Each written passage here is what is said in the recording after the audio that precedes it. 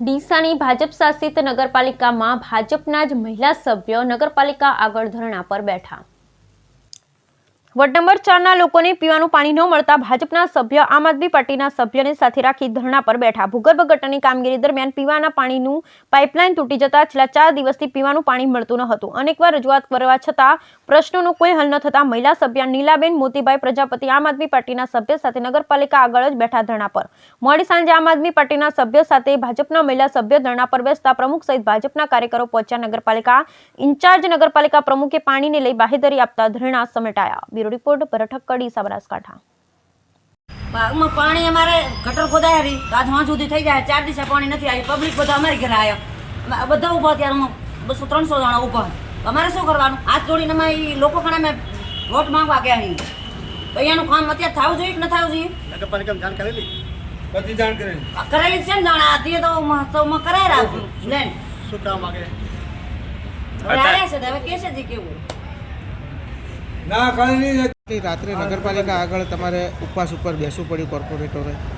અમારા વિસ્તારમાં છેલ્લા અઠવાડિયાથી ભૂગર્ભ ગટરનું કામકાજ ચાલે છે।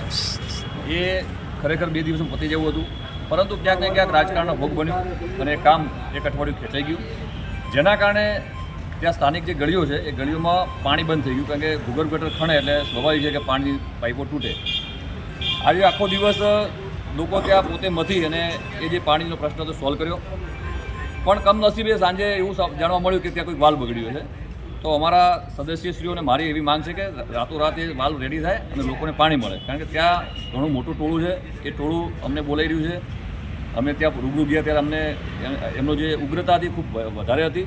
ન છૂટકે અમે અને અમારા સાથી સદસ્ય મોતીભાઈ બેન નીલાબેન નગરપાલિકા પહોંચ્યા અને કારણ કે ત્યાં અમે ઊભા રહેવાની શક્યતા છે કે ત્યાં પાણીની માંગ છે કોઈ પણ ભોગે અમને પાણી આપો। કેટલા દિવસથી નથી આવતું પાણી? છેલ્લા 4 દિવસથી જે ત્યાંની 4 ગળીઓ છે 4 ગળીમાં પાણી ગયું નથી, એક ટીપું પાણી ગયું નથી। ત્યાં પરિસ્થિતિ એવી છે કે ત્યાં ટેન્કર જઈ શકે એવી પરિસ્થિતિ નથી એટલે કોઈ પણ ભોગે જે વાલ બગડ્યો છે વાલ તાત્કાલિક રિપેર થાય અને રિપેર થાય તો જ લોકોને પાણી મળે। એક જ એક એનો હલ છે અને ત્યાં એવું જાણવા મળ્યું કે વાલ સવારે થશે એવું જ્યારે કીધું તો એ સવારે થાય ત્યાં સુધી લોકો કોઈ રહી શકે પરિસ્થિતિ છે નહીં। એટલા માટે મોતીભાઈ અહીં નગરપાલિકા આવ્યા એમના સાથે એમના ટેકાની અંદર હું પણ અહીં નગરપાલિકા આવ્યો છું।